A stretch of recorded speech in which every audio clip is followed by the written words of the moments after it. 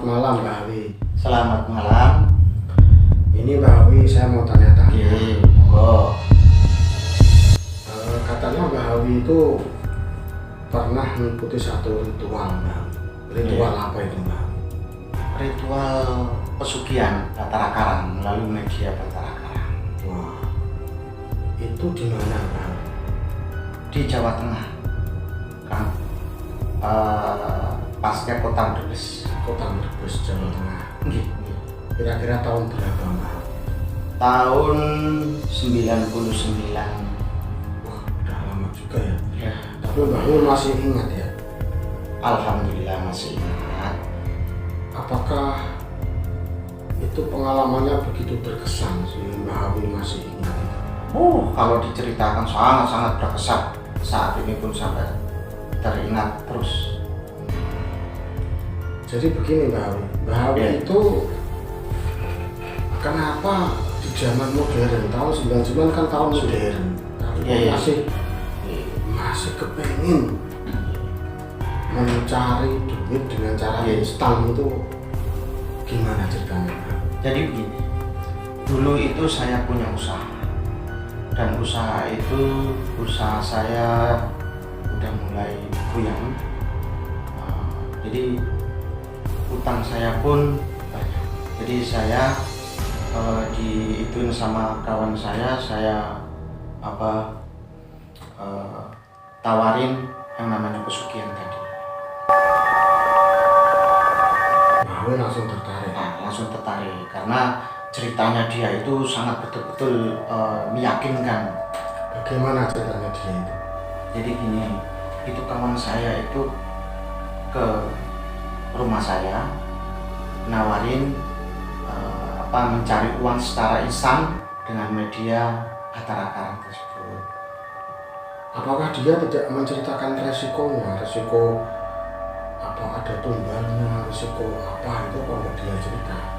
Kalau untuk tumbal, kata dia itu nggak ada, hanya untuk sesajen aja. Itu dia bilang seperti itu. Makanya bolehlah, itu bagus juga kalau nggak pakai tumbal. Akhirnya saya berpikir, udah kita ambil aja. Yang penting ekonomi saya bisa pulih lagi. Jadi Mbah tertarik karena memang nggak ada tumbalnya. Iya. Nah itu apakah ada biayanya Mbah itu? Kalau untuk biaya itu ada, dia bilang. Karena biayanya itu buat beli rempah-rempah. Obor rampe atau apa gitu untuk persiapan medianya itu. Terus Mbah datang ke sana itu sendiri apa dengan teman? Waktu itu saya berpikir akhirnya saya mencari kawan itu 4 orang. 4 orang itu saya rebut, saya omongin untuk masalah cari uang instan, secara instan itu tadi. Teman-teman ya mau? Alhamdulillah, dia pun tertarik. Jadi pembagian perannya gimana ke 4 orang itu? Mereka iuran sama besarnya atau bagaimana? Jadi waktu itu karena ada biayanya, dan biayanya itu saya tanya itu sekitar kurang lebih kan 20 juta. Jadi ada patungan, tapi sebagian kawan saya yang punya duit lebih dia bantu. Setelah itu nyari waktu karena berempat masing-masing semua ada kesibukan, nyari waktu. Setelah dapat waktu barulah kita mau berangkat ke Brebes. Jadi singkat cerita Mbah Awi dan teman-teman itu sudah sampai Brebes. Iya. Terus setelah sampai Brebes, Mbah Awi langsung menghadap ke paranormalnya itu. Apa itu sebutannya? Paranormal, dukun, kuncen. Bahasanya di sana kuncen. Kalau kuncen itu berarti dia juru kunci ya? Juru kunci sebuah makam atau rumah kosong itu? Rumah kosong. Jadi waktu itu saya sudah sampai Brebes, udah ketemu sama kuncen. Saya tanya-tanya lagi biar jelas itunya biayanya, masalah biaya berapa, terus apa yang kita harus beli. Kuncen ngomong sama saya, katanya harus beli minyak apel jin daun 9 sama dupa sama minyak minyak cabai. Dan minyak cabai itu saya kaget, Mbah, kok minyak kaget, apa itu? Jadi minyak cabai itu dia nggak ada tutupnya, botolnya persis kayak cabai. Oh gitu, Mbak. Setelah saya pikir-pikir, waduh, ini minyak agak susah juga ini. Nah, terus saya rembuk sama kawan. Nah, gimana kalau kita terima bersih aja, habisnya berapa, tanya sama Mbak. Nah, kawan-kawan setuju seperti itu. Jadi Mbak Kuncen tadi bilang katanya biayanya semuanya 20 juta. Jadi terus Mbak Hawi serahkan uang kepada Kuncen tersebut sejumlah itu 20 juta tadi. Terus akhirnya dimulai ritualnya. Iya. Mbak Hawi ikut ritual enggak itu? Jadi ritual saya nggak ikut. Setelah semua sudah siap, sajen, semua dupa, minyak itu udah siap, kopi pahit, teh pahit, air putih itu udah siap semua. Nah, Kuncen ritual mulai jam 1 malam. Itu hari apa? Ngambilnya hari Jumat Kliwon. Hari Jumat Kliwon. Kalau orang Jawa itu kan ada pasaran namanya Kliwon, Ponwagi Kliwon seperti itu. Jadi ketemunya Jumat Kliwon. Jumat Kliwon dimulai ritual jam 12 malam. Jam 12 malam sampai selesai itu jam 4 pagi. Jam 4 pagi. Dan berhasil. Nah, jadi begini cerita waktu itu. Kuncen jam 1 malam itu Kuncen itu masuk kamar dengan pintu terkunci. Beberapa rombongan saya 4 orang tadi disuruh jaga pintu masing-masing, dikasih tugas masing-masing menjaga pintu. Nah, setelah udah jaga semua itu jam 1 sampai jam 2 itu Kuncen tadi keluar. Dia bilang ya oke, udah siap, udah berhasil. Nah, seperti itu. Terus Kuncen mengizinkan saya untuk menengok duitnya tadi. Berempat. Ternyata saya masuk, saya kaget. Oh, ini ada duit setengah kamar, ukuran kamar 4x4. Ukuran kamar 4x4. 4x4. Itu tingginya kurang lebih itu 2 meter. Karena waktu itu ini leher saya. Itu 50 ribuan apa? 100 ribu semua, merah semua. Nah, saya pegang sama kawan-kawan.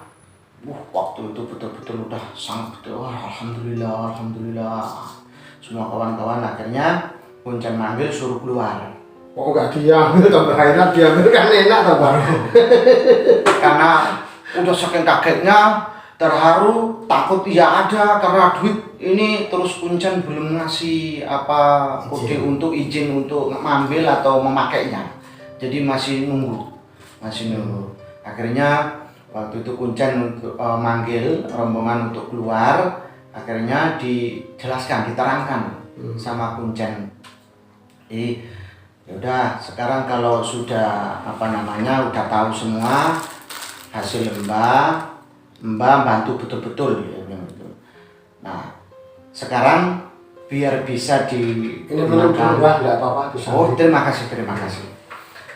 Sekarang biar uang ini bisa digunakan, biar Mbak bersihkan dulu atau dibersihin, Dibersihkan biar dari- bisa dari- dinetral, oh, dinetralkan, dinetralkan. karena uang ini masih uang gaib, masih panas gitu. ya. Itu. Terus jadi kuncennya tadi masuk lagi. Ya, masuk lagi. Nah, setelah masuk lagi itu kuncen ada kurang lebih itu 30 menit.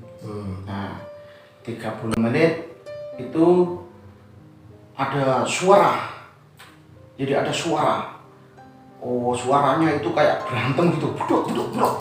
Oh, kawan-kawan pada kaget. Wah, ini kenapa ini? Kenapa ini? Oh, itu kawan-kawan saya ada yang sampai bulunya merinding karena ada suara ribut-ribut dalam kamar. Akhirnya kita buka pintunya nggak bisa, kan dikunci. Nah, rombongan saya dobrak, ada yang tendang pakai kaki, udah gitu papanya pingsan, tergeletak di lantai, duitnya hilang. Itu saya betul-betul merasa betul-betul saya ketakutan.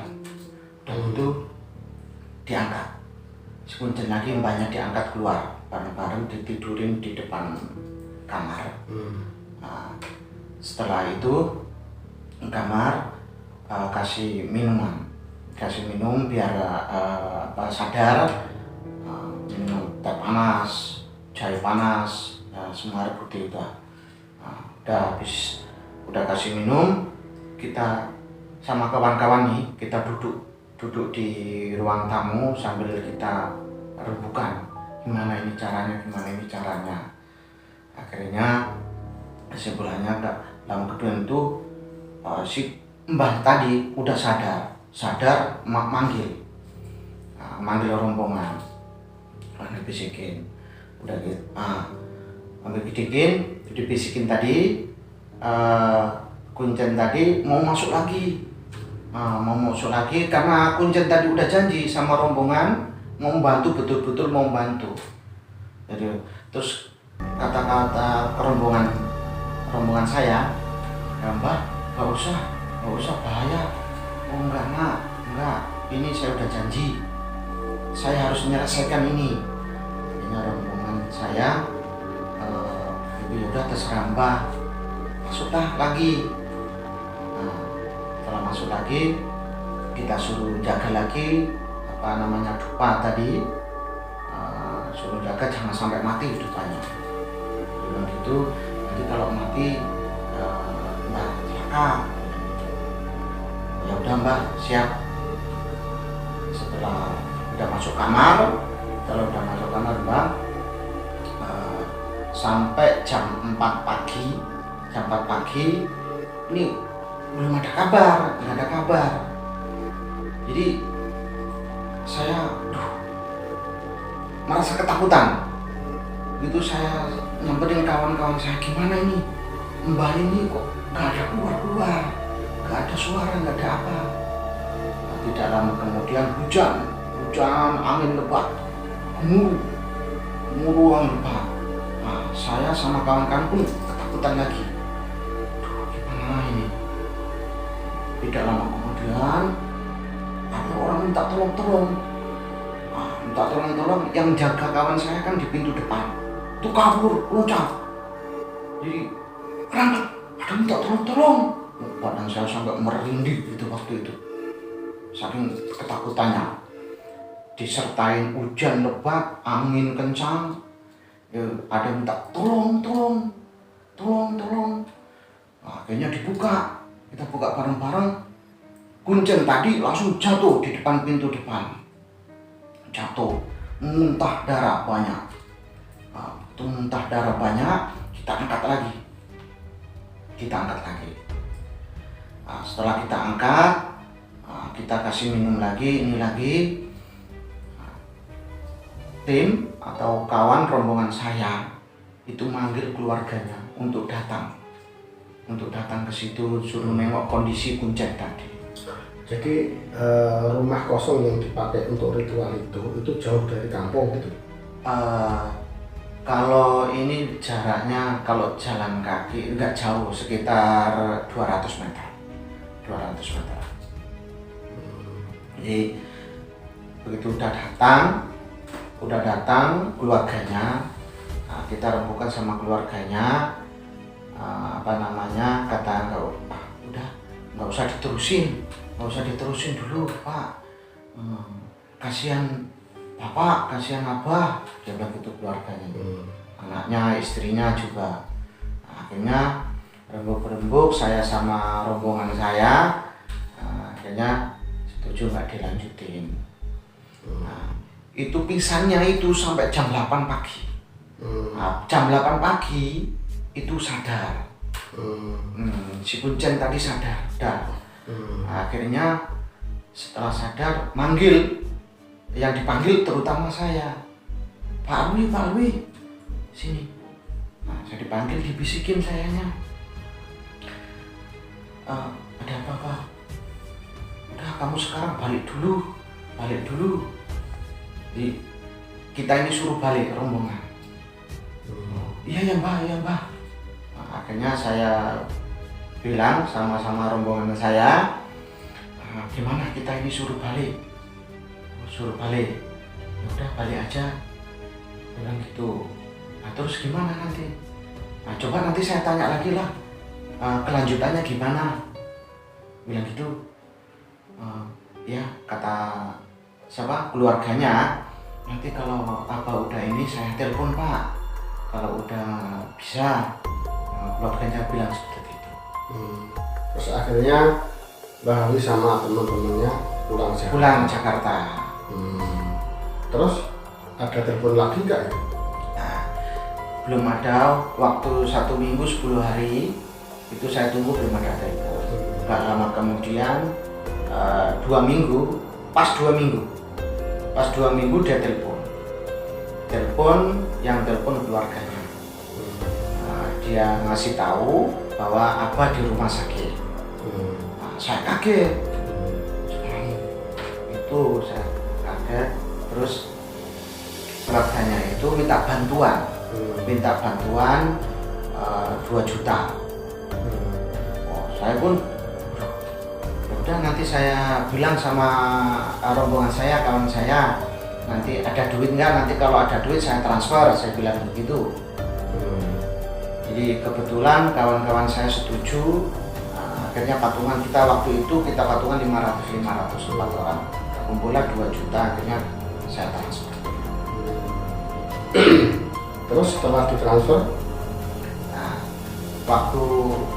setelah ditransfer, keesokan harinya saya nunggu kabar, kok nggak ada kabar ini ya.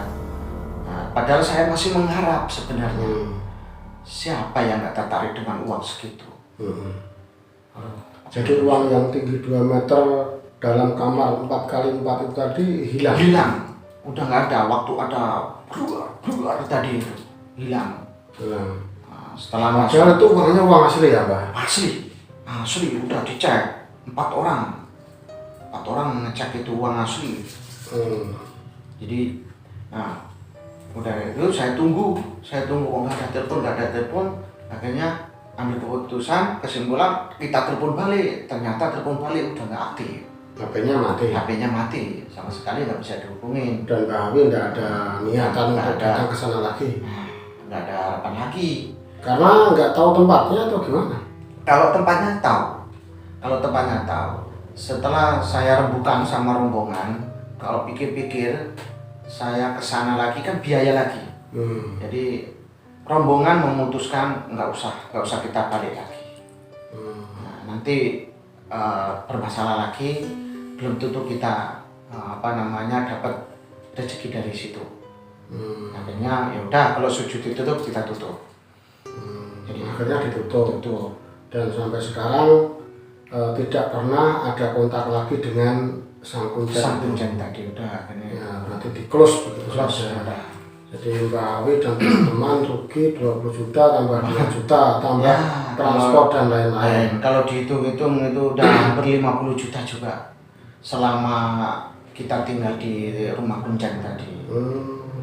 Makanya semua permisa atau sahabat-sahabatku atau kawan-kawanku janganlah mencari uang secara instan, ya. Karena uang instan itu belum tentu kita 100% berhasil, Ya. karena semua itu ada gendala-gendalanya. Tidak semulus apa yang kita pikirkan, apa yang kita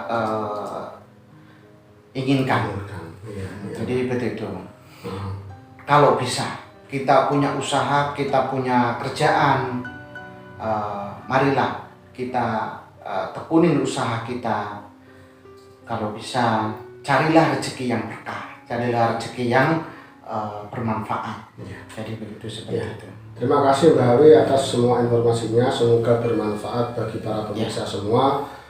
Para pemirsa semoga bisa mengambil hikmah dari apa yang diceritakan Mbak Hawi. Terima kasih. Assalamualaikum warahmatullahi wabarakatuh. Waalaikumsalam warahmatullahi wabarakatuh.